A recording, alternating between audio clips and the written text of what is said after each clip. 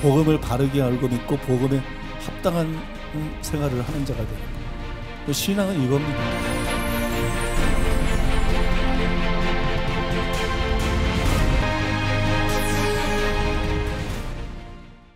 하나님의 말씀 함께 보시겠습니다. 오늘 우리에게 주시는 하나님의 말씀은 야고보서 2장 21절에서 25절까지의 말씀입니다. 야고보서 2장 21절에서 25절 말씀을 봉독해 드리겠습니다. 우리 조상 아브라함이 그 아들 이삭을 제단에 바칠 때에 행함으로 의롭다 하심을 받은 것이 아니냐. 내가 보거니와 믿음이 그의 행함과 함께 일하고 행함으로 믿음이 온전하게 되었느니라. 이에 성경에 이른바 아브라함이 하나님을 믿으니 이것을 의로 여기셨다는 말씀이 이루어졌고 그는 하나님의 벗이라 칭함을 받았나니 이로 보건대 사람이 행함으로 의롭다 하심을 받고 믿음으로만은 아니니라.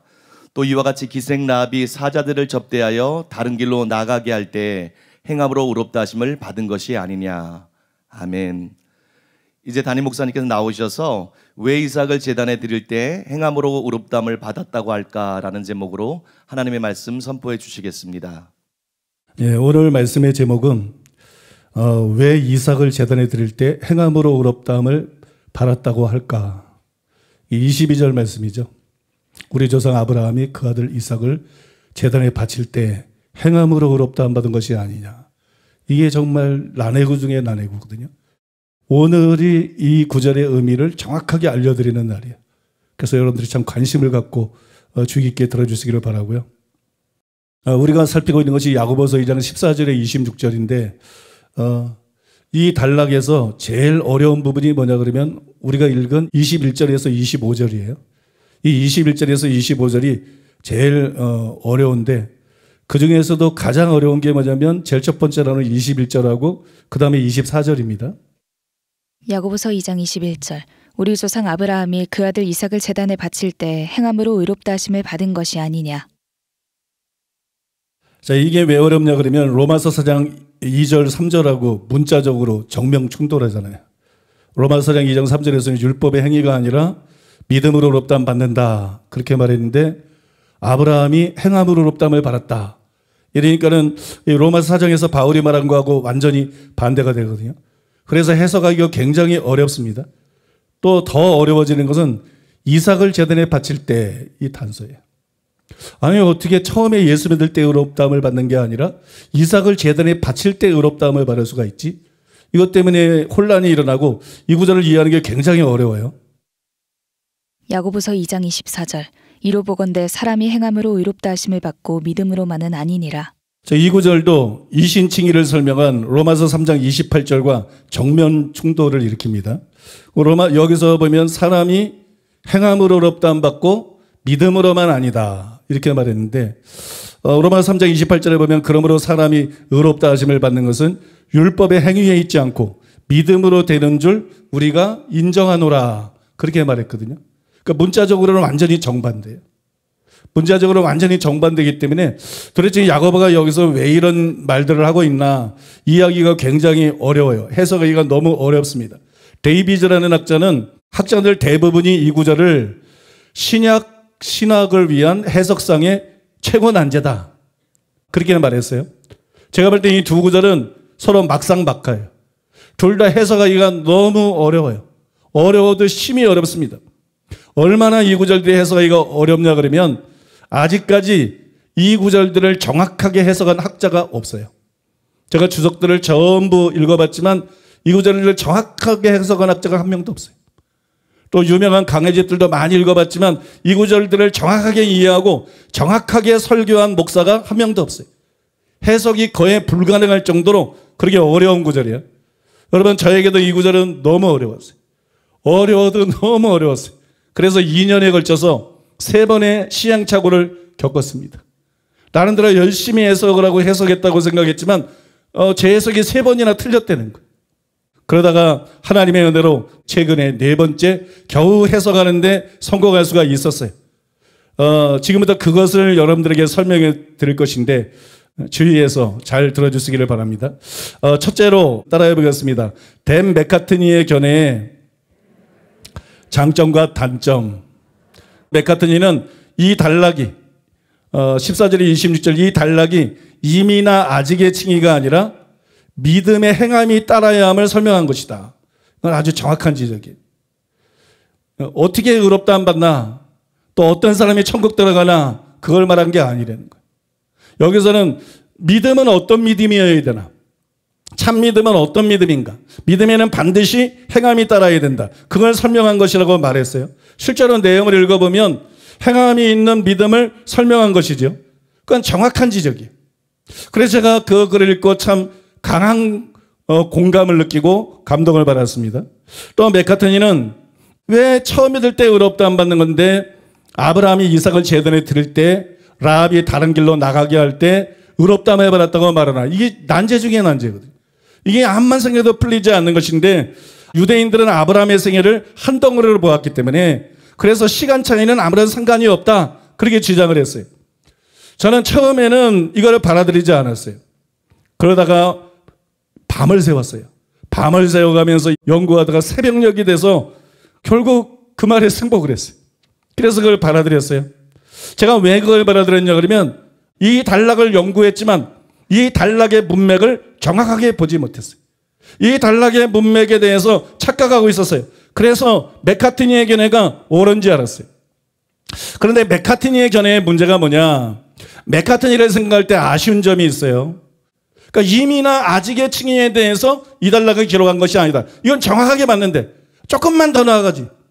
이거는 임의와 아직의 칭의에 대한 것이 아니라 현재에 대한 것이다. 이 현재의 초점을 못 맞췄다는 거예요. 그럼 이 단락이 임이나 아직의 칭의가 아니라 믿음의 특성, 믿음의 행함이 따라야 한다는 것을 설명한 것이라는 것을 제대로 잘 이해를 했습니다.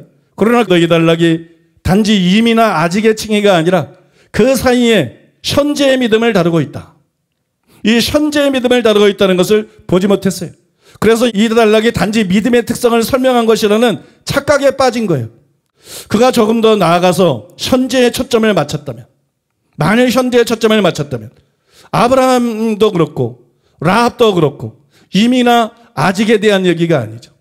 그 사이에 현재의 순종을 예로 든 것이잖아요. 그러니까는 21절이나 25절에 나오는 시기가 전혀 이상하지 않다. 이게 전혀 이상한 것이 아니다. 그거를 분명히 눈치를 챘을 것이에요. 그래서 유대인들은 아브라함의 생애를 한 덩어리로 보았고 시간 차이가 무의미해졌다. 이런 주장을 펼칠 이유가 없잖아요. 그럴 주장을 펼칠 이유가 없고 또 여러분 그런 주장을 펼쳐도 안 되는 거죠. 그래서 그런 주장을 펼치고 그걸 해석이라고 내놓지 않았을 거예요. 그러나 아쉽게도 이거를 놓쳤습니다. 그래서 더 나가지를 못했어요. 저도 전에는 오래도록 현재의 초점을 맞추지 못했어요. 그래서 맥카트니의 견해를 분별할 수가 없었어요. 제 견해가 틀린 줄 알았어요. 그래서 포기했습니다. 그러다가 최근에 이 단락의 각 구절을 한 구절씩 연구하다가 하나님의 은혜로 어느 순간 이 문맥을 볼 수 있는 눈이 갑자기 열렸어요. 그 경험을 통해서 맥카트니 해석이 모순이고 참 해석이 아니라는 것을 분별할 수가 있게 됐습니다. 그리고 21절에 25절 야고보가 말하고 있는 이 단락이 실제적으로 어떤 의미인지 그거를 여러분 비로소 제대로 이해하고 해석할 수가 있게 됐어요. 좀 구체적으로 말씀을 드리면 먼저 저는 14절에 믿음이 있노라 하고 행함이 없으면 이 부분을 딱 읽는데 이거는 처음 믿는 사람에 대한 얘기가 아니네.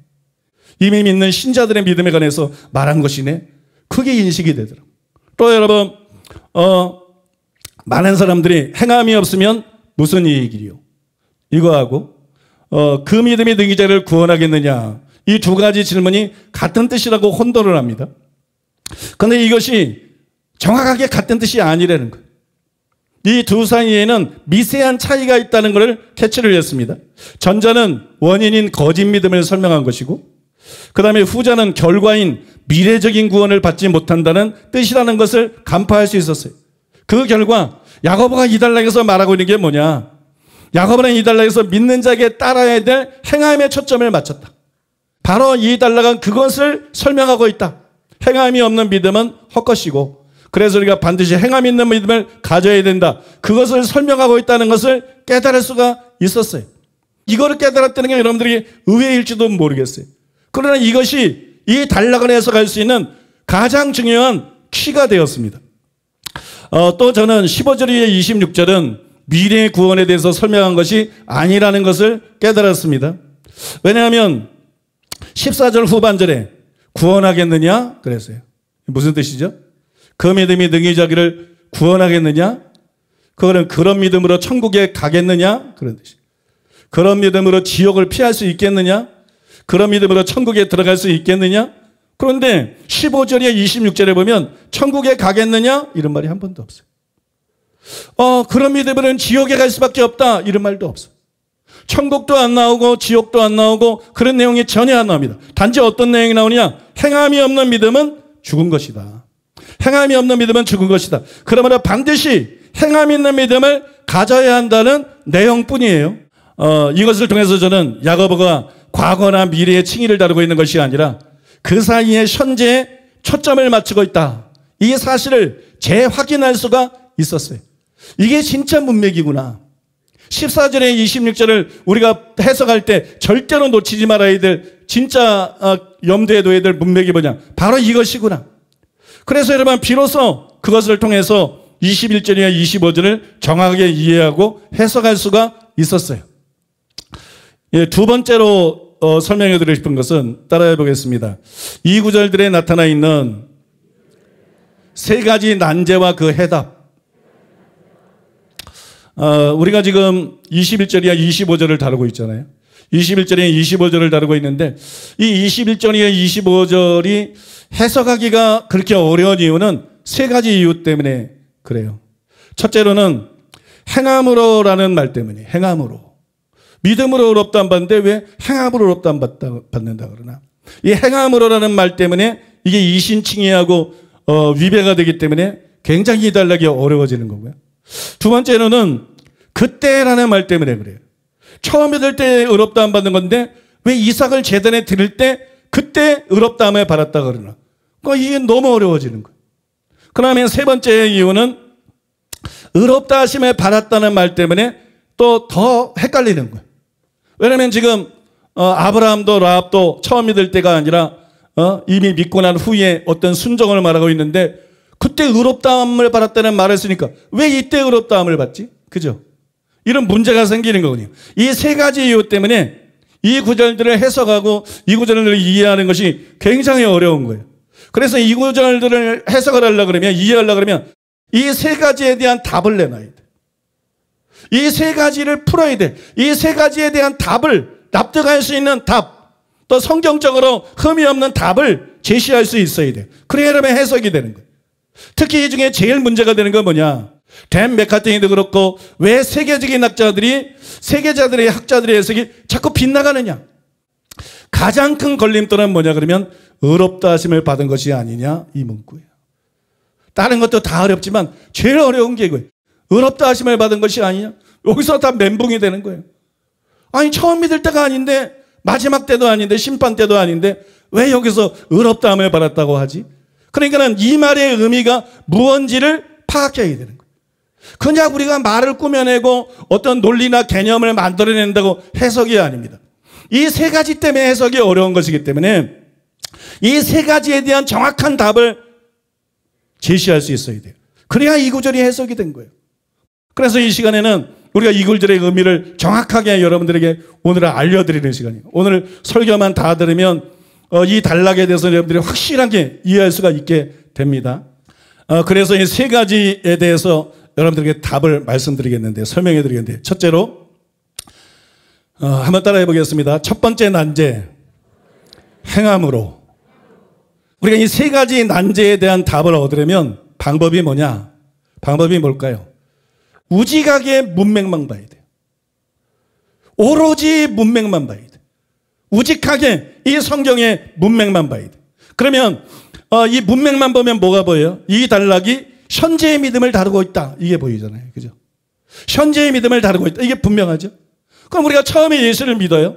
근데 그 믿음은 믿어 순종케 하는 믿음 아니에요? 바울이 로마서 1장 5절에서 말한 것처럼 믿어 순종케 하는 믿음. 믿음은 순종을 낳잖아요. 그러니까 처음에 예수를 믿었는데 이거는 믿고 난 이후에 현재의 믿음을 다루고 있으니까 그 믿음에 뭐가 있어야 돼요? 반드시 행함이 있어야 돼요. 행함이 없으면 거짓 믿음인 거죠. 행함이 있어야만 참 믿음인 거죠. 그러니까 어디에 초점을 맞춰야 돼? 자, 믿음을 설명하는 거예요. 근데 어디에 초점을 맞춰야 돼? 행함에 초점을 맞춰야 돼. 그러니까 야고보가 여기서 행함이라는 단어를 내놓고 왜 행함이라는 단어를 사용하는지 그게 여러분 이해가 되는 거예요. 야고보가 이 달락에서 처음이 아니라 신앙생활을 할 때 어떤 믿음이 참 믿음인가? 신앙생활하는 신자들의 믿음 중 어떤 믿음이 참 믿음인가?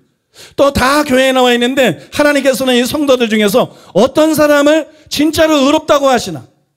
어떤 사람을 정말 자기 백성으로 인정하시고 계시나? 그걸 다룬 거예요. 당연히 야고보가 말하는 의롭다 하심도 이미나 아직이 아니라 그 사이에 현재에 대한 칭이죠. 현재의 칭이죠.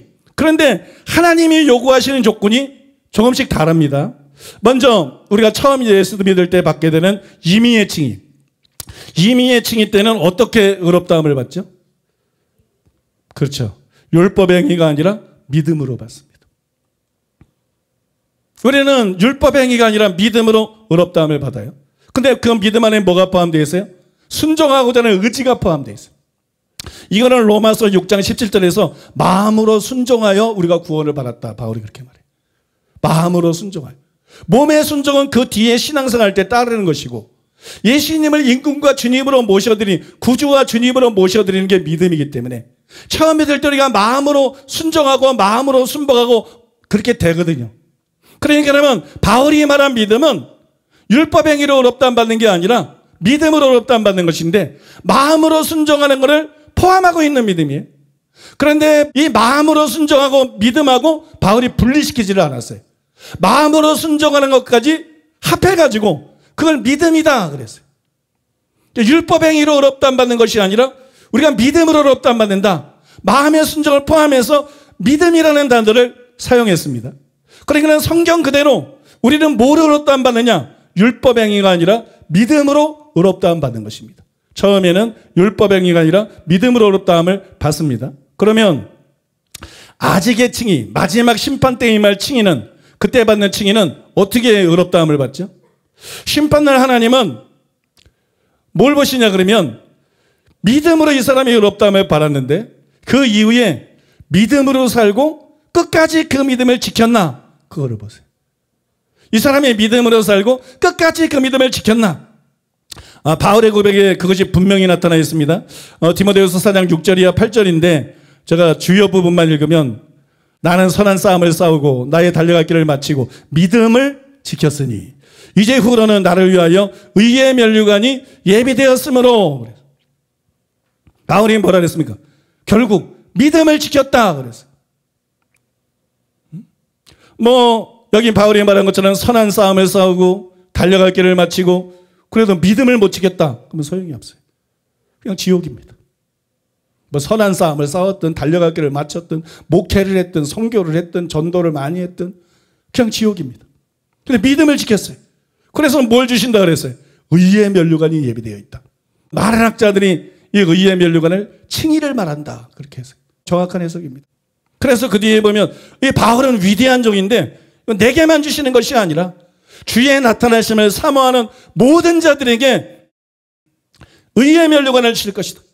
주의 나타나심을 사모하는 모든 사람, 예수님이 재림할 것이라고 믿고 복스러운 소망을 가지고 준비하면서 예수님의 재림을 기다리는 모든 참된 신자들, 모든 참된 신자들에게 의의 면류관을 주실 것이다. 여러분 믿습니까? 그게 뭐예요? 궁극적인 칭의, 마지막 칭의입니다. 그러니까 우리가 처음 칭의 때는 믿음을 보는 거예요. 믿음. 율법 행위에는 믿음으로 의롭다함 받는 거예요. 마지막 심판 때 섰을 때는 여러분 그 믿음을 가지고 살았나? 그 믿음을 끝까지 지켰나?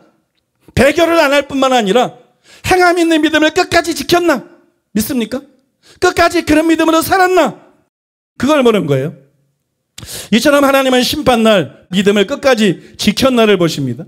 그것을 기준으로 최종적으로 사람들을 의롭다 하시는 것이, 그것이 여러분 우리가 소망하는 궁극적인 구원인 것이에요. 그러니까 제가 드리고 싶은 말씀은 임의와 아직의 칭의가 있는데 임의와 아직의 칭의의 자격이 같습니까? 다릅니까? 같은 것이지만 다르죠. 같은 것인데 차이가 있어요. 마찬가지로 현재의 칭의의 자격도 다르다는 거예요. 임의의 칭의, 처음 칭의에 요구되는 자격이 다르고, 그거는 그냥 믿음이에요. 참된 믿음. 아직의 칭의에 대한 요구가 다르고, 그 믿음을 끝까지 지킨 거예요. 그러면 현재의 칭의도 있다는 거예요. 여러분, 현재의 칭의의 요구 조건은 뭐냐? 현재의 칭의의 자격은 뭐냐? 14절이 그걸 보여주는 거예요. 그것은 믿음이 있노라 할 뿐만 아니라 행함이 있는 믿음. 현재는 그게 요구가 되잖아요. 그죠? 행함이 따르는 믿음. 바꿔만 해서 믿음과 행함인 것이. 믿음과 행함. 신앙생활을 하지만 믿음이 있노라고 행함이 없으면 거짓 믿음이죠. 행함이 나타나야 참 믿음이죠. 때문에 하나님께서 처음 믿을 때와 달리, 그 다음에 마지막 심판할 때와 달리 하나님께서 그 사이에 현재가 존재하잖아요. 그죠? 그 사이에 현재, 바로 신앙생활은, 현재 신앙생활은 저와 여러분들에게 하나님께서 지금 요구하는 게 뭐냐? 지금 하나님께서 보시는 게 뭐냐? 두 가지라는 거예요. 믿음과 행함이라는 거예요. 믿음과 행함. 나는 믿음이 있노라. 근데 행함이 안 나타나. 행함이 없어. 그거는 하나님 그 사람은 의롭다고 하지 않는다는 거예요. 너는 의로운 사람이 아니야. 너는 제사함 받고 의롭다 안 받은 사람이, 너는 내 백성이 아니야. 내 자녀가 아니야. 근데 믿음이 있노라 할 뿐만 아니라 행함이 나타나. 행함이 있어. 행함이 없는 믿음이 아니라 행함이 있는 믿음을 갖고 있어. 그러면 하나님께서 그 사람을 보시고 너는 참신자야. 너는 의롭다함을 받은 사람이야. 너는 지금 죽어도 천국 갈 수 있는 사람이야. 의롭다함을 받은 사람이니까. 이해하십니까? 그를 의롭다고 인정을 해 주신다는 것이에요. 그러니까 처음과 달리 현재가 지금 기준이기 때문에, 현재에 대한 얘기이기 때문에, 현재 하나님께서 사람을 볼 때 뭘 보느냐? 믿음과 행함을 볼 수밖에 없는 거죠. 믿음과 행함이 있는 사람은 의롭다 할 수밖에 없는 거죠. 왜 행함으로 의롭다 안 받는다 그러지? 당연한 거죠. 처음이 아니니까. 지금은 믿음과 행함을 보시고 그 믿음과 행함 때문에 의롭다 안 받을 수밖에 없는 거죠. 그래서 여러분, 야고보는 21절에 25절에서 바로 그것에 대해서 쓴 것이, 그래서 여러분 24절에 행함으로 의롭다 하심을 받고 믿음으로만 아니니라. 이미 믿는 사람이라는 건 다 전제가 된 거야. 행함으로 의롭다 안 받고 믿음으로만 아니니라. 그러니까 여러분, 이 표현이 이상한 겁니까? 이상하지 않은 겁니까? 전혀 이상한 게 아니죠. 왜 믿음으로 의롭다 안 받는데 야고보는 행함으로 의롭다 안 받는다 그러지? 이걸 이해하지 못하고, 문맥을 통해서 이해하지 못하고 들으면 여기서 걸려 넘어지고 이게 어려워지고 이해가 안 되는데, 이걸 다 지금 설명한 것처럼 이해하고 들으면 야고보가 행함으로 의롭다 안 받은 말을 왜 하는지 이해가 되고, 그게 이상한 말이 아니라 너무나 당연한 말이고 너무나 자연스러운 말이죠. 믿습니까? 그러니까 여러분, 첫 번째 난제가 해결이 된 거예요. 두 번째 난제는 뭐 아주 간단하게 설명할 수 있어요. 따라해 볼까요? 두 번째 난제, 제단에 바칠 때, 야고보는 지금 임이라 아직의 칭의가 아니라 그 사이에 현재를 다루고 있습니다. 그래서 그 사이에 현재에 대한 예증이 필요했죠. 지금 현재를 다루고 있어요. 우리는 지금 처음 예수 믿을 때가 아니고 믿음에는 행함이 따르므로 그 뒤에 우리가 현재 진행형으로 신앙생활을 하고 있는데, 이때 하나님은 우리에게 무엇을 요구하실까? 이때 하나님은 어떤 믿음을 인정하실까? 어떤 사람을 의롭다고 인정하실까? 믿습니까? 현재를 다루고 있으니까 그걸 설명할 때 어떤 예증이 필요해요? 처음 믿을 때에 대한 예를 들면 안 되는 거지. 마지막 심판에 대한 예를 들면 안 되는 거지. 현재에 대해서 말할 시간은 예로 드는 인물들이 그 현재에 대해서 얘기를 해야 되는 거지. 믿습니까? 그런데 아브라함이 이삭을 제단에 드릴 때 그게 뭐예요? 현재잖아. 이미와 아직 사이의 현재. 이해가 되십니까? 이미도 아니고 아직도 아니고 처음도 아니고 마지막 심판도 아니고 이미와 아직 사이의 현재. 현재에 대한 얘기죠. 라합이, 기생 라합이 정탐꾼을 접대해가지고 다른 길로 나가게 할 때 이미 마음으로 믿고 있었어요. 그죠? 그 전에 소문을 듣다가 믿고 있었어요. 믿음을 갖고 있었어요. 이게 뭐예요? 이미와 아직 사이의 현재죠. 현재의 예증을 든 거죠. 그러고 나서 그런 시각에서 이걸 보면 이삭을 제단에 드릴 때 이상합니까? 너무 당연한 거지. 이삭을 제단에 드릴 때 행함으로 의롭다 안 받았다는 게 너무 당연한 거지. 라합이 정탐꾼을 다른 길로 나가게 할 때 행함으로 의롭다 말하던 것이 너무나 당연한 것 아닙니까? 아무것도 이상할 것이 없지 않나요? 이해하고 따라하고 계시죠? 그래서 두 번째 난제도 해결이 됐습니다. 그죠? 이제 마지막 세 번째인데요. 따라해 보겠습니다. 세 번째 난제.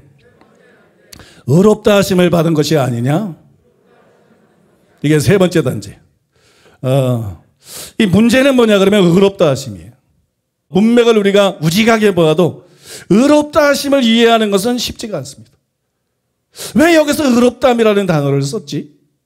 자, 믿음에는 행함이 따라야 돼. 다 이해가 돼. 그래서 현재에 대한 예를 들어서 그것도 이해가 돼. 근데 의롭다함은 처음 믿을 때 받는 거 아니야? 근데 왜 여기서 의롭다함이라는 단어를 썼지? 이런 표현을 썼지? 이게 이해하기가 쉽지 않아요. 학자들이 전부 여기에 걸립니다. 학자들이 전부 여기에 걸리고 이거를 뛰어넘지를 못해. 여기에 걸려서 넘어집니다. 의롭다 하시면 처음 믿을 때 받는 것인데 왜 이때 의롭다 하심을 받았다고 하나, 이런 의문을 들고 그걸 도저히 해결할 수가 없는 거예요. 그래서 자꾸 이걸 뭐 다른 의미로 여러 가지로 만드는 해석들이 여러 가지가 있습니다. 그러나 설사 그렇다 해도 우리가 문맥을 우직하게 따라가는데 어떤 말씀들이나 표현들이 이해가 되지 않는다 할지라도 성경을 해석할 때 제일 중요한 게 뭐냐? 문맥입니다. 성경에서 가장 중요한 것은 문맥입니다. 그러므로 잘 들으세요. 문맥이 그렇다면 그대로 밀고 나가야 돼. 그게 정석이야. 원칙이야. 문맥은 성경 저자가 말하고자 하는 바를 나타내는 것이기 때문에 성경 저자가 틀리면 성경이 틀리는 거고, 그러면 성경이 하나님 말씀이 아니죠. 문맥이 틀릴 수는 없어요. 그러니까 문맥이 정말로 그렇다면 그대로 밀고 나가야 돼요. 그런데 왜 이때 의롭다 하심이라는 말을 사용했을까? 이걸 가지고 고민하고 그거를 풀어나가야 되는 거예요. 그게 성경 해석의 자세인 것이. 그런데 학자들이 단체로 그렇게 하지를 못했어요. 모두 문맥이 아니라 의롭다 하시라는 말에 꽂혔어요. 이 너무 유명하기 때문에. 이 신칭이 기독교의 기본 교리 아니에요. 그래서 여러분, 이 의롭다 하심이라는 말에 꽂혀가지고 전부가 문맥을 벗어났어요. 그래서 문맥과 상관없는 해석들을 계속 해왔어요. 많은 주석들이 여러 가지 해석들을 하지만 문맥에서 벗어났어요. 문맥하고 안 봐줘. 문맥과 상관없는 해석을 해요. 그래서 21절이나 25절을 정확하게 해석하는 것이 불가능했고 이 구절들을 정확하게 해석하는 일에 실패할 수밖에 없었던 것이에요. 그러면 문맥을 끝까지 밀고 나가는 게 결국은 답입니다. 어렵더라도. 그러면 우리가 이 세 가지 난점을 무시를 하고 문맥을 끝까지 밀고 나가면 그 의롭다함이 무슨 뜻이 되는 거죠? 잘 들으셔야 돼. 문맥을 끝까지 밀고 나가면 여기에 의롭다함이 무슨 뜻이 되느냐? 제가 거듭 말씀드리잖아요. 야고보는 이 단락에서 이미나 아직 사이에 현재를 다루고 있다. 그러므로 당연히 여러분 의롭다 하심이 이미나 아직이 아니라 현재에 대한 것이 되는 거예요. 우리는 이미의 칭의는 잘 알아. 아직의 칭의도 잘 알아. 그런데 여러분 현재의 칭의도 있다는 거예요. 야고보는 여기서 현재의 칭의에 대해서 말하고 있다는 거예요. 그럼 여러분들이 지금 들으면서 어떤 분들은 상당히 이제 혼란스러울 거예요. 당혹감이 느껴질 거예요. 현재의 칭의라니? 난생 처음 들어본다. 생전 처음 들어보는 말이다. 그런 게 진짜 있어? 그런 게 성경에 나오나? 여러분 의문스러울 수가 있어요. 그러나 여러분 제가 쉽게 쉬운 설명부터 해볼게요. 그 다음에 전문적으로 제가 성경적으로 증명을 해드리겠는데, 그러나 여러분 생각해 보세요. 하나님께서 처음과 마지막 순간에만 신자들을 의롭다 하실까요? 아니에요. 그 중간에도 하나님이 의롭다 하시는 신자가 있는가 하면 하나님이 의롭다 하시지 않는 신자가 있어요. 그래서 교회 안에서 이렇게 많은 사람이 지옥에 가는 거야. 목사들도 마찬가지고 장로들도 마찬가지고 신자들도 다 신자 같지만 여기 하나님이 지금 의롭다 하시는 사람이 있고 여기 지금 하나님이 의롭다고 하시지 않는 사람이 있어요. 처음 믿을 때 의롭다고 하셨다고 무조건 계속 의롭다 하시는 것이 아닙니다. 그가 배교하거나 범죄에서 믿음이 파손당하면, 성경은 믿음의 파손에 대해서 바울이 말했잖아요. 믿음이 파손당하면 더 이상 그를 의롭다 하시지 않아요. 믿음 때문에 의롭다 하시는 건데 배교에서 믿음을 버렸는데 어떻게 하나님이 그 사람을 의롭다 하십니까? 믿음 때문에 의롭다 하신 것인데 여러분 그 믿음의 양심을 저버림으로써 습관적인 죄에 빠져서 믿음이 파손하면 어떻게 그 사람이 하나님께서 의롭다 하십니까? 그럴 여러분 더 이상 의롭다 하실 수가 없지요. 때문에 참으로 처음과 마지막 때뿐만이 아니라 그 사이의 현재에도 하나님이 의롭다 하시는 신자가 있는가 하면 하나님이 의롭다 하시지 않는 신자가 있는 것입니다. 참 신자와 거짓 신자가 있다는 겁니다. 믿습니까? 야고보는 이 단락에서 바로 그것을 말하고 있는 거예요. 야고보는 이 단락에서 바로 그것을 다루고 있는 거예요. 그러므로 야고보가 말한 의롭다 하심은 실제로 이미나 아직이 아니라 그 사이에 현재에 대한 것이라는 것을 믿으시기 바랍니다. 지금 하나님이 누구를 의롭다 하시나? 지금 전에 의롭다 안 받았어도 한 번 구원은 영원한 구원이 아니니까, 그죠? 더 이상 의롭지 않는 사람이 있는 거거든. 근데 지금 하나님은 누구를 의롭다 하시나? 그 의롭다 하심을 말하고 있는 거라니까요. 어떻게 우리가 의롭다 안 받나? 그거 아니고, 어떻게 우리가 마지막 때 의롭다 안 받나? 버림받지 않고 천국에 들어가나? 그걸 말하고 있는 것도 아니고, 지금 신앙생활 없는 우리 목사와 신자들, 그런데 누구를 하나님이 의롭다 하시나? 누구의 믿음을 인정하시나? 누구를 하나님의 참된 자를 인정하시나? 야고보는 여러분 그거 다루고 있는 거 아닙니까? 바로 여러분 그런 현재의 칭의에 대해서 말하고 있다는 거예요. 물론 여러분 현재의 칭의에 대해서 말하고 있는 사람은 없죠. 제가 이미와 아직뿐만이 아니라 그 사이에도 의롭다 하심에 받았다는 표현을 사용할 수 있다는 것을 처음 깨달은 게 언제냐면 2년 전이었어요. 약 2년 전이었는데 그것이 야고보서 2장 21절에 25절에 대해 완성된 저의 첫 견해였었습니다. 저는 그것을 토대로 연구를 하고 많은 분량의 원고를 완성했어요. 많은 분량의 원고를 작성했어요. 그런데 그 뒤에 아쉽게도 해석이 바뀌었어요. 아까 말하는 댄 맥카트니 해석이 맞는 줄 알고 그걸 받아들이고 내 해석은 버렸어요. 그래서 고생하면서 연구하고 원고를 엄청 작성해놨는데 다 없애버렸어요. 그런데 문맥을 제대로 보게 되고 댄 맥카트니의 해석이 견해가 틀렸다는 걸 알고 보니까는 내 첫 견해가 맞는 거야.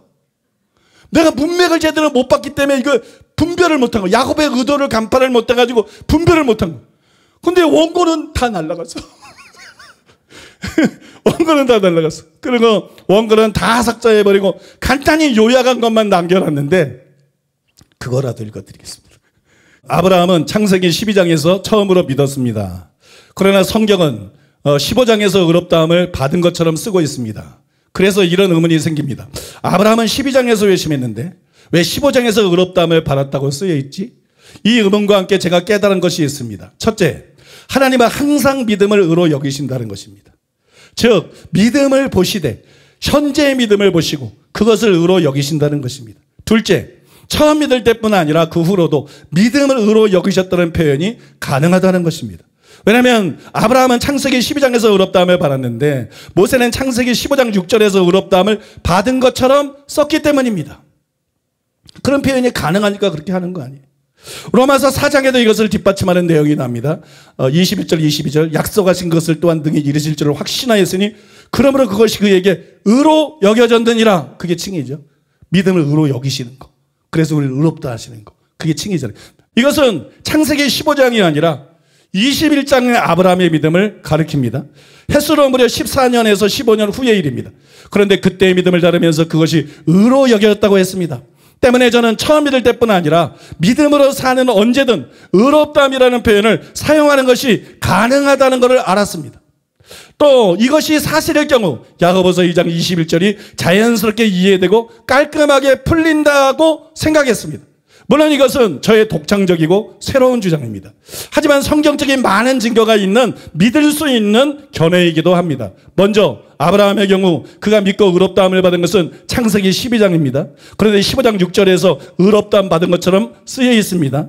또 바울은 로마서 4장 22절에서 아브라함이 100세 때인 창세기 21장의 믿음을 통해 의롭다함 받은 것처럼 썼습니다. 또한 야고보는 야고보서 2장 21절에서 창세기 22장 이삭을 제단에 드릴 때 아브라함이 의롭다함을 받은 것이 아니냐라고 썼습니다. 저는 이것들이 모두 제 견해를 뒷받침해 준다고 생각합니다.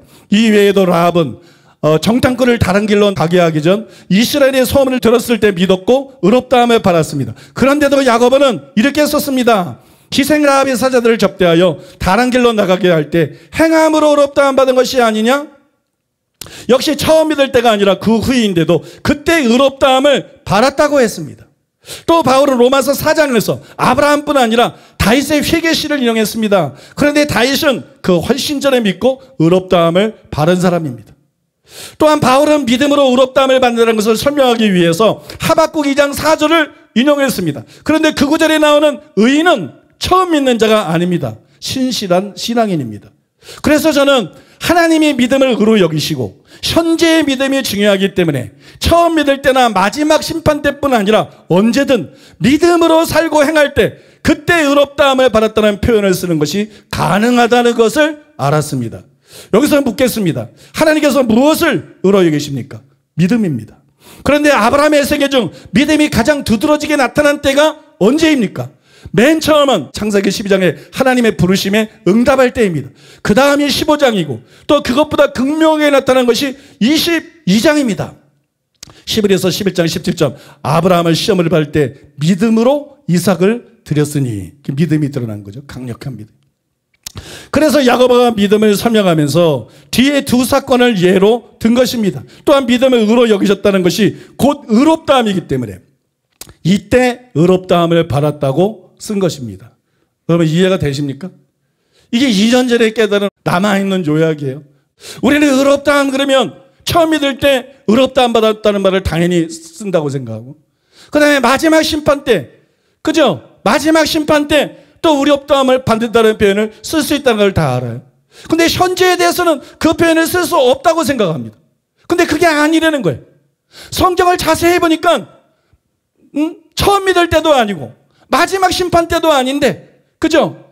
아브라함에 대해서 라합에 대해서 분명히 의롭다함을 받았다는 말을 썼다는 거예요. 성경이 틀릴 수는 없는 거 아니에요? 성경이 맞는 거 아니에요? 우리는 그런 거 모르는데 이미의 칭의는 알지만 아직의 칭의는 알지만 현재의 칭의는 모르는데 그럼 그 성경에 나오는데 이제 알아야지. 우리가 모른다는 게 진리의 기준이 될 수는 없는 거잖아요. 성경 말씀이 성경에 기록되는 게 기준이지. 근데 성경은 이미와 아직뿐만 아니라 분명히 현재적인 어떤 칭의에 대해서 명백히 대놓고 말씀하고 있다는 거예요. 대놓고 기록하고 있대요. 그러면 이제 이것을 성경대로 인정해야 그게 올바른 거라는 거예요. 여러분 이해하십니까? 여러분 이처럼 의롭다함을 받았다는 말을 이미와 아직뿐만 아니라 그 사이에 현재도 사용할 수 있다는 것을 보여주는 굉장히 많은 증거들이 있어요. 그 증거들이 있는데 그 증거들을 좀 설명해 두고 오늘 말씀을 정리를 하려고 그러는데요. 첫째로는 따라해 보겠습니다. 처음 믿을 때뿐 아니라 마지막에도 의롭다함을 받는다. 우리는 예수님을 믿을 때 의롭다함을 받아요. 그걸 임의의 칭의라고 학자들이 부릅니다. 임의의 칭의라고. 근데 우리가 칭의를 의롭다함에 받았으니까 이제 안 받나요?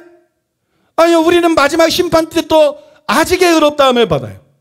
그러면 처음에 의롭다함을 받았는데 마지막에 의롭다함을 받는다면 그 사이에도 의롭다함을 받는다는 표현이 열려있는 거 아닐까요? 단회적인 게 아니라는 얘기가 되는 거잖아요. 그죠? 그러면 그 사이에도 의롭다함을 받았다는 말을 사용할 수 있지 않느냐? 문제제기 정도만 일단 해드리는 거예요. 두 번째로 따라해 보겠습니다. 믿음을 의로 여기신 것이 곧 의롭다 하십니다. 참 성경에 나오는 아주 단순한 개념인데 모르고 있을 사람들이 많아요. 의롭다함이 뭐냐? 믿음을 의로 여기시는 거예요. 원래 의롭다함은 실제로 의로워야 되는 거예요. 우리가 죄가 없고 의로워야 되는 건데 사람은 다 죄인이야.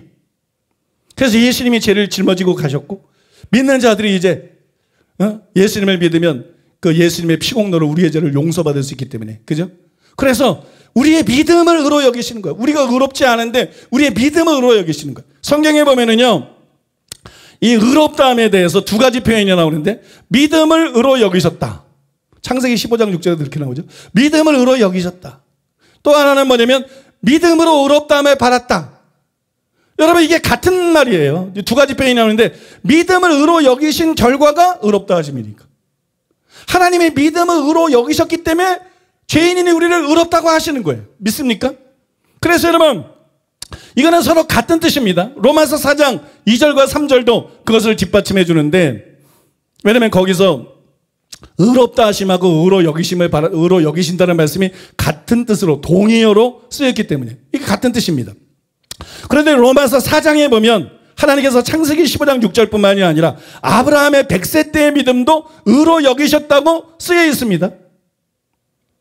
이를 통해서 우리는 처음 믿을 때뿐만 아니라 다른 때도 의롭다함을 받았다는 표현을 쓰는 것이 가능하다는 것을 깨달을 수가 있는 거예요. 알 수가 있는 것이. 더 자세하게 말씀을 드리면 아브라함은 창세기 12장에서 의롭다함을 받았죠. 그러나 성경은 창세기 15장 6절에서 의롭다함을 받은 것처럼 씁니다. 물론 그 구절에 믿은 이는 우리가 원어를 살펴본 대로 이때 처음 믿은 걸 말하는 것이 아니에요. 지금까지 믿어온 걸 말하는 거예요. 창세기 12장에 부르심 받고 그때 믿기 시작해서부터 지금까지 계속 믿어온 것을 뜻하는 거예요.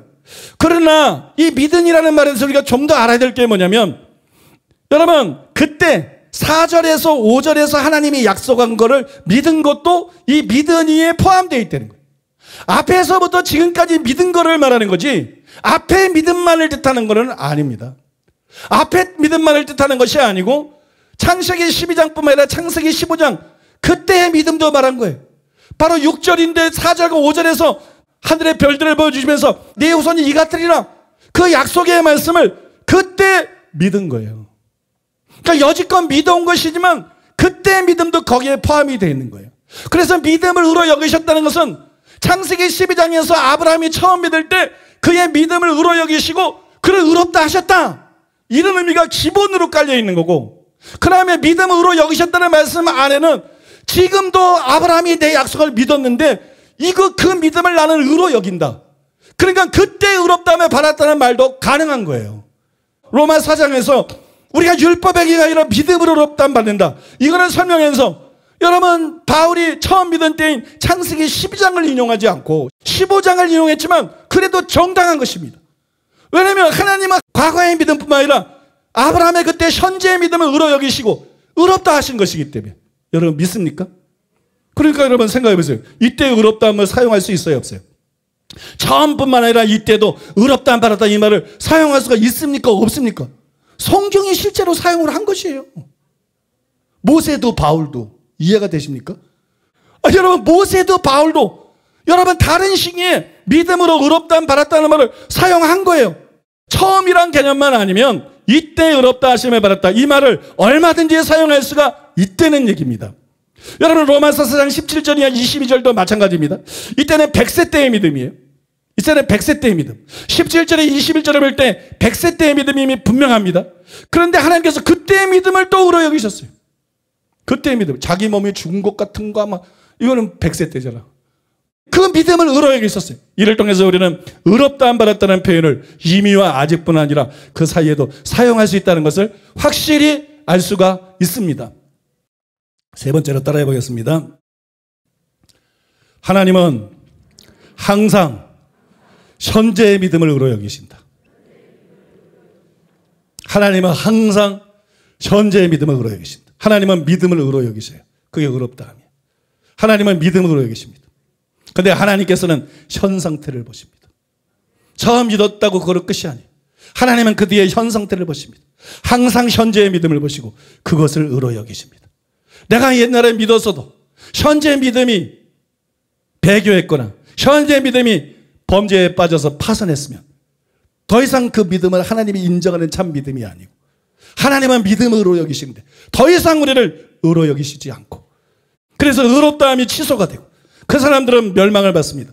그러면 여러분 매 순간 의롭다함을 받는 것과 마찬가지라는 말씀을 드리는 거예요. 사실상은 매 순간 의롭다함을 받는 것과 마찬가지다. 생각해보면 우리가 처음 의롭다함을 받았을 때도 그 전까지 안 믿었잖아요.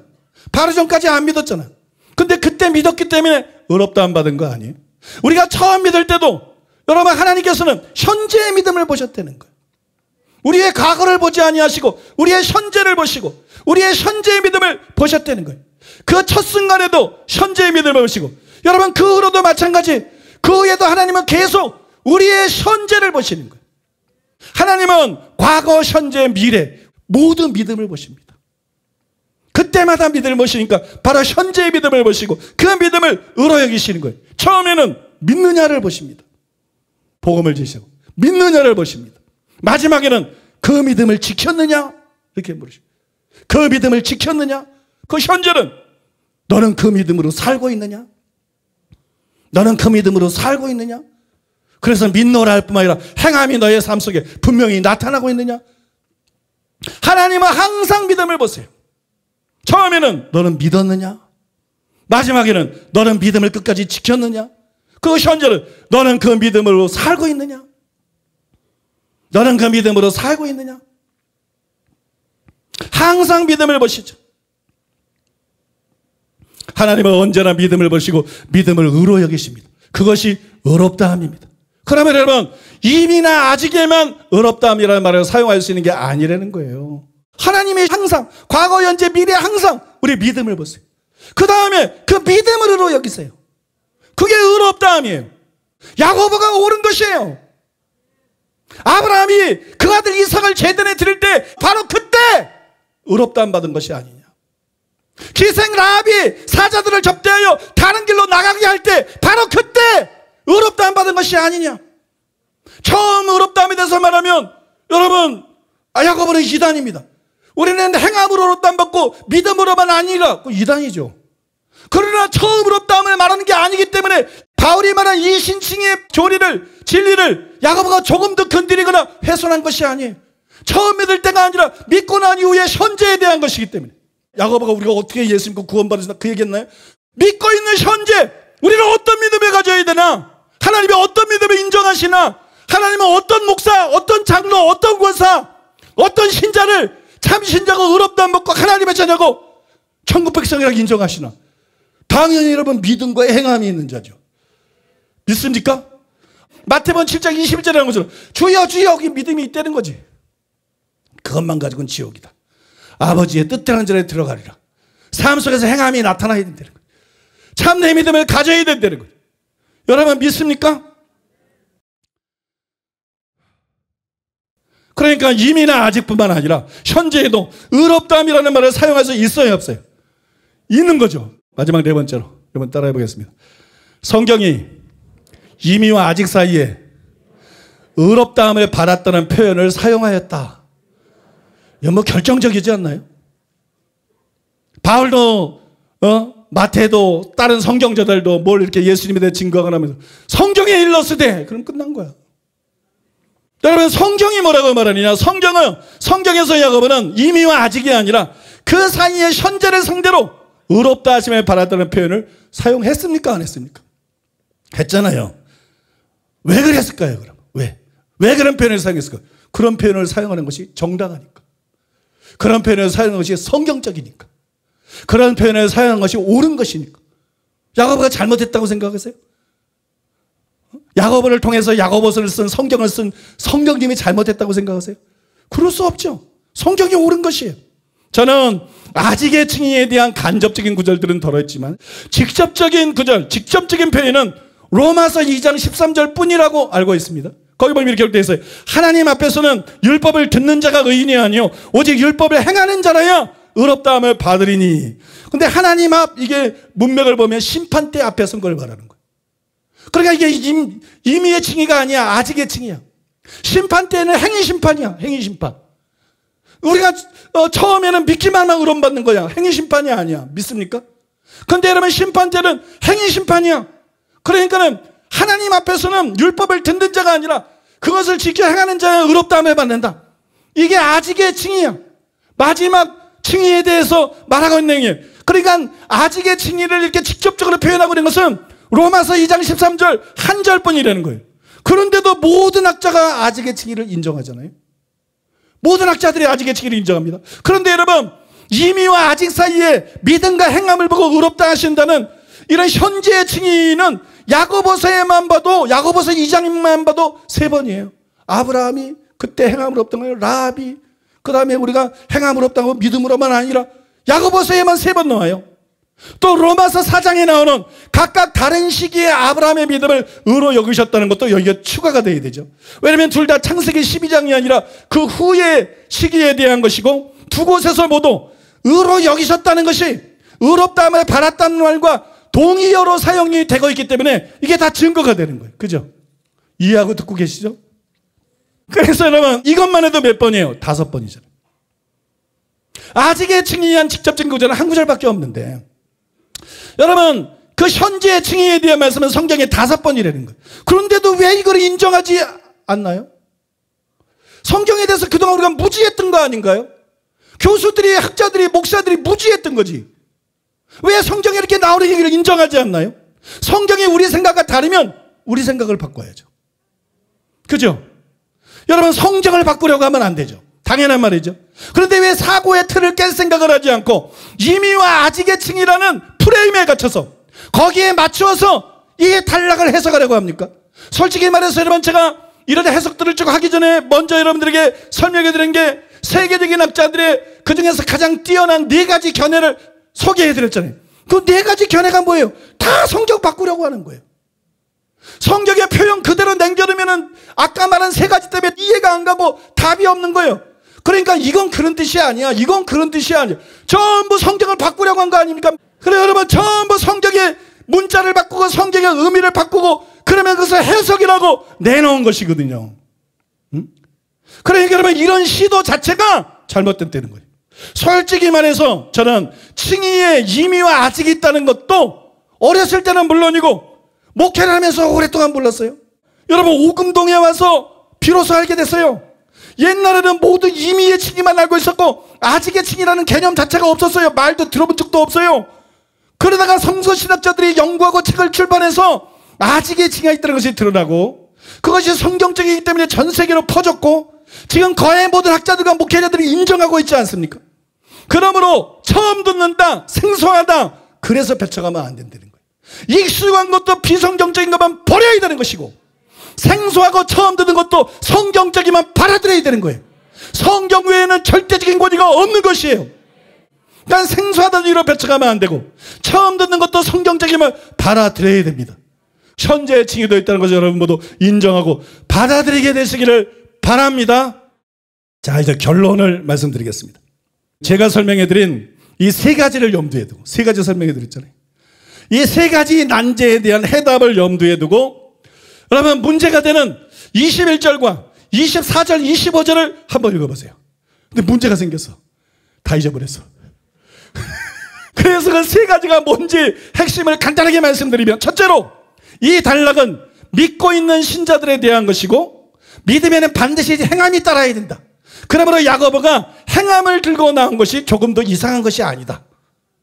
두 번째로는 역시 믿고 있는 신자를 다룬 것이므로 제단에 드릴 때와 다른 길로 나가게 할 때라는 시기가 조금 더 이상하지 않다. 당연히 이미와 아직 사이에 현재의 순종을 예로 들어야 됐기 때문이다. 그 다음에 셋째, 여러분에게 설명해드린 대로 이미나 아직뿐 아니라 그 사이의 현재에도 의롭다 하심을 받았다는 표현을 사용하는 것이 가능하다. 성경적으로 가능하다. 때문에 그때 의롭다 하심을 받았다는 표현도 조금 더 이상한 것이 아니다. 너무 자연스러운 것이다. 믿습니까? 이 3가지가 이상한 것이라고 생각했는데 셋 중에 하나도 이상한 것이 아니고 야고보가 비정성이 아니고 정상적인 말을 하고 있는 것이다. 우리가 이해하지 못했을 뿐이다. 학자들이 이해하지 못했을 뿐이고 강의 설교자들이 이해하지 못했을 뿐이고 설교자들이 이해하지 못했을 뿐이지. 오랫동안 처음부터 이상한 것이 아니다. 이 3가지를 이제 염두에 두고 잊어버리기 전에 21절과 24절, 25절을 읽어보겠어요. 우리 다 같이 중요하니까 한 목소리로 이해가 되나 안 되나 보면서 함께 읽겠습니다. 시작. 우리 조상 아브라함이 그 아들 이삭을 제단에 바칠 때 행함으로 의롭다 하심을 받은 것이 아니냐. 이로보건대 사람이 행함으로 의롭다 하심을 받고 믿음으로만은 아니니라. 또 이와 같이 기생 라합이 사자들을 접대하여 다른 길로 나가게 할 때 행함으로 의롭다 하심을 받은 것이 아니냐. 여러분 어떻습니까? 어렵습니까? 이 구절이? 이상합니까? 응? 이해가 되죠. 그죠? 여러분 이해가 되잖아요. 서로 모순이 되고 난해했던 이 구절들이 신기하게 술술 이해가 됩니다. 물러그러듯이 자연스럽게 이해가 되고 전혀 모순이나 이상한 것이 없어요. 그죠? 무엇보다도 여러분 성경 저자가 사용할 표현을 학자들처럼 억지로 바꿔야 될 그런 필요가 전혀 없어요. 그 표현들이 다 영감받은 것이고 그 표현들이 진리를 적절하게 설명한 것이고 그 표현들이 문자 그대로 진리고 사실이라는 것이 확연하게 여러분 느껴지고 깨달아지고 받아들여집니다. 이게 기적인 것입니다. 믿습니까? 여러분들이 평생 신앙생활을 하면서 야고보서 2장을 그동안 많이 읽어보셨을 거예요. 이게 기적이에요. 그 다음에 여러분, 아무것도 걸림없이 이렇게 자연스럽게 그렇게 어려웠던 구절이 술술술술 완벽하게 다 이해가 된다는 것 자체가 이 해석이 진짜라는 겁니다.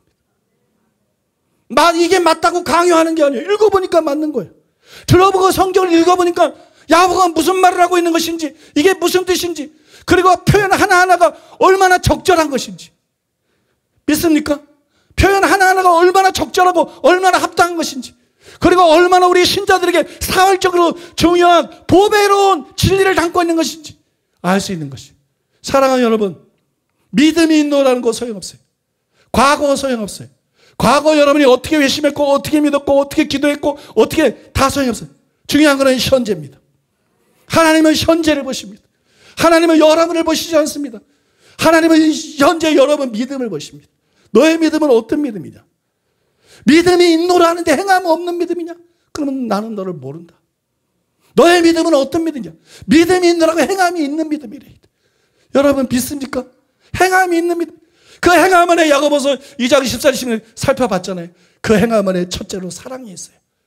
그 행함 안에 첫째로 사랑이 있고, 그 행함 안에 첫째로 긍휼이 있고, 그 행함 안에 첫째로 서로 돕는 게 있고, 여러분 구제하는 것이 있고, 그 행함 안에 거룩이 있고, 그 행함 안에 온유가 있고, 그 행함 안에 하나님 말씀에 순종하는 게 있습니다. 여러분, 우리가 완벽해야 천국 가는 거 아니에요. 그러나 우리는 순종하는 사람이래야 됩니다. 우리는 습관적인 죄가 없어야 돼요. 때로는 죄를 지을 수도 있고 때로는 넘어질 수도 있지만 우리는 습관적인 죄가 없고 우리는 정말 입으로만 주여 주여 하는 게 아니라 아버지 뜻대로 행하는 자가 되어야 됩니다. 예수님께서 예수님 제자들에게 말씀했어요. 이들은 내 아버지의 말을 지켰다고 말씀했어요. 제자들은 미숙했습니다. 제자들이 실수를 많이 했습니다. 세상들이 잘못할 수도 있었습니다. 그러나 그들은 모든 것을 던져놓고 정말 예수님을 따랐습니다. 정말 예수님 말씀에 순종했습니다. 정말 예수님 말씀대로 살려고 했습니다. 여러분, 우리에게 그런 믿음이 최소한 있어야 됩니다. 믿습니까? 여러분 모두 그런 믿음 가지시기 바랍니다. 우리 들은 말씀 기억하면서 기도하겠습니다.